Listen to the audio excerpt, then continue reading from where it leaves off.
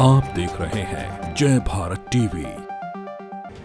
एक के बाद एक विपक्षी विधायकों को पार्टी में शामिल कर रही उत्तराखंड बीजेपी को कांग्रेस ने अब तक का सबसे बड़ा झटका दिया है। कांग्रेस ने एक झटके में सत्ताधारी बीजेपी के दो बड़े चेहरों को पार्टी में शामिल कर विधानसभा चुनाव से पहले धमाका कर दिया है। बीजेपी सरकार में कैबिनेट मंत्री यशपाल आर्य और उनके पुत्र विधायक संजीव आर्य कांग्रेस में शामिल हो गए हैं। यशपाल आर्य पिछले विधानसभा चुनाव के दौरान अपने बेटे संजीव आर्य के साथ कांग्रेस छोड़ बीजेपी में शामिल हो गए थे।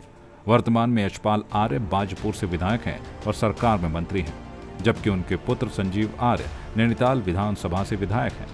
आज दिल्ली कांग्रेस मुख्यालय में पिता पुत्र ने पुनः कांग्रेस का दामन थामा और घर वापसी कर ली। आपको बता दें कि यशपाल आर्य उत्तराखंड के कद्दावर नेताओं में शुमार हैं।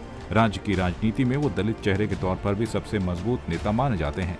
उनके पुत्र संजीव आर्य भी युवा नेता के तौर पर विधानसभा के पहले कार्यकाल में ही अपनी छाप छोड़ने में काफी हद तक कामयाब रहे हैं। इन दोनों नेताओं के कांग्रेस में शामिल होने के बाद कुमाऊं में कांग्रेस मजबूत होती दिखाई दे रही है।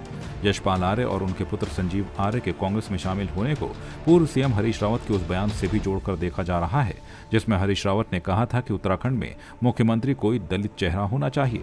यशपाल आर्य के कांग्रेस में आने के बाद दलित चेहरे के तौर पर उनके मुकाबले कोई दूसरा चेहरा दूर दूर तक नहीं दिखाई देता।